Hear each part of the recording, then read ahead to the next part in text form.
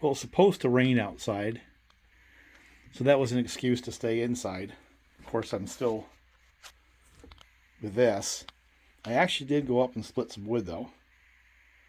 I went out and ran some errands and went down to the local train store in Cortland, New York. You know, they've actually got quite a selection of both used and new stuff. More used than new. I saw this, and I've been trying to grow my collection of O scale or scale O cars, and I already had one from Weaver. I wasn't quite sure if this was the higher quality or like this one right here, which is pretty much all plastic. Well, it turns out it's accurately scaled, it says. Has a highly detailed one-piece body, right? And these guys actually made their own stuff. This is not something that was made in China. It was actually made in their own factory, from what I understand. I don't know if it says or brags about that on the box. But let me put the camera down and pull it out of the box, and let's see what we got. So here it is. It's got pretty nice markings on it. You know, the plastic looks pretty good. But it has all plastic trucks. The basic frame and the couplers are all plastic. A little taper on the wheels, Lionel style. And obviously the couplers can be operated with a track, with a magnet. So that means I have two of these. And they're pretty lightweight. They'll fill up a train, right?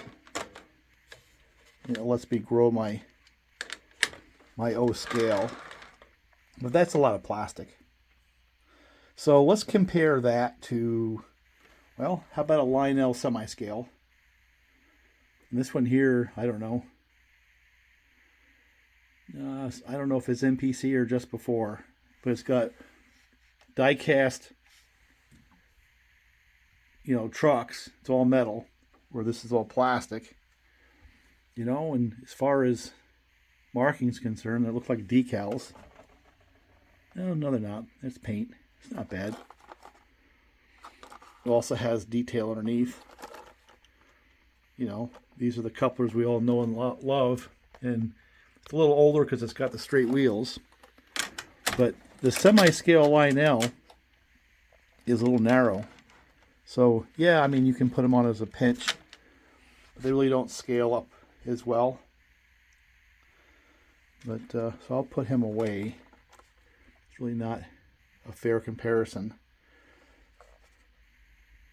because I don't think I'd run them on my scale O operation at all.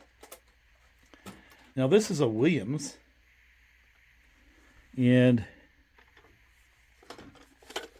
let's see what we got with that. That looks metal.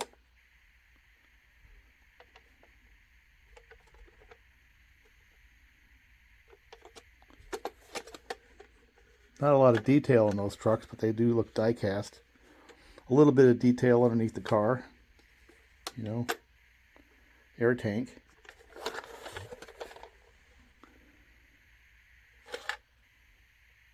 Brake right there. That's not bad, I guess, right?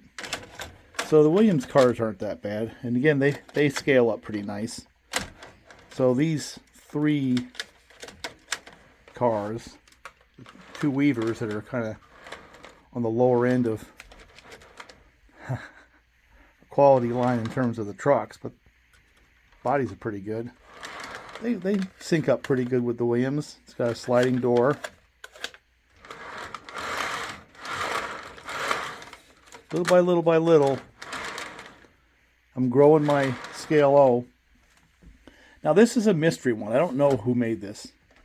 Somebody told me it was MTH, but I don't see anything on there that says MT anything.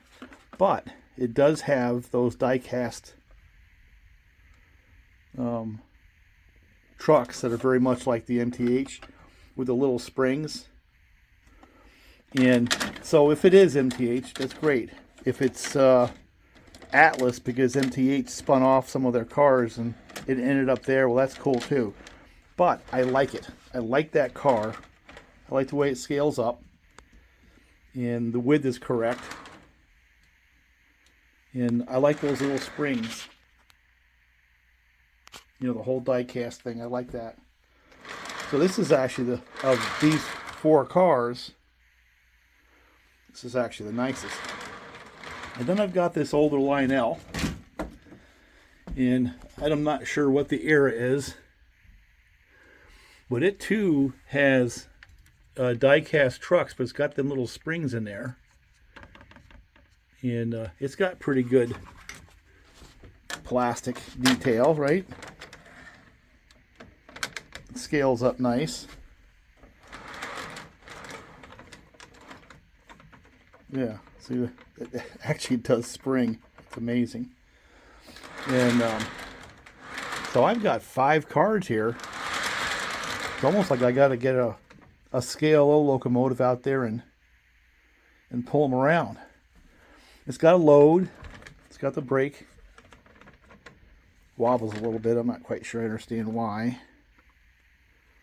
Die cast detail underneath the car. I think the lettering is nice. The paint. I like this one. So I would have to admit that one rides better, but those 2 cars are, in my mind, a cut above these. But, you know, it's like those very light MPC era Lionel cars that I got a bunch of. These weavers are nice to fill out a train if you want to get some length without adding a lot of load to the locomotive. So they have a purpose in my mind. So now I have 5 hoppers. But this one here looks to me like the best quality, the way it runs and materials and the detail and stuff like that. But that Lionel is not that far behind. I wish I knew the era that was built. I don't know if that was 90s or 2000s or what. But when they started going to those trucks,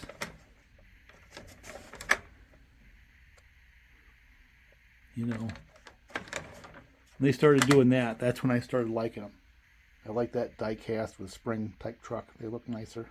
So anyway, short video. Gonna do a short train run. It's funny, another point. I must have spent an hour trying to get a train for the lower track. It's one of those lessons that you learn from time to time. And I had the MTH turbine, right? And it just won't go across the switches reliably. For whatever reason, it just won't do it. I may pull those switches out and put a shallow angle cross in there instead to increase the reliability. I like the double loop that we have here because the train always goes back and forth in a different direction. And so I struggled and fought with it, and you'd go around like 5 times and pop off again. And then finally I just said, I just want a train to run. Stuck that thing on there, and it runs beautifully. And this one here, we messed with this a little while back. We put a battery replacement. It's a big capacitor. And the funny thing is that it is MTH, but with the control, when I hit whistle, that's when it goes forward. So basically, again, it takes voltage spikes and some frequency across the tracks in order to tell it to do what it wants to do. And it's reliable. It goes. It pulls well and speeds nice and steady and all that. It's just kind of goofy with the control. I figured, that would be going forward and this would be slowing down. And me just kind of randomly hitting buttons, thinking that sometimes you got to go off the dead spot or the neutral spot in the control system in the locomotive to get it to go. But the whistle's what did it, not the direction. I like that. So anyway, and of course I think my Marks 999 and my Zoo cars have got a fairly permanent home on the inside there. I like them. And, I like those cars. I know they're toys and they're goofy, but, there's kind of a fun, kind of an innocence to it. It's not real. And, of course, none of this is. But I I'm not a rivet counter, and I can't get myself in the mindset where, you know, everything has to be all perfect and in that. It's just not in my heart. It's got to be fun, and these are really more like toys to me. So I'll let a little train run, and we have a video.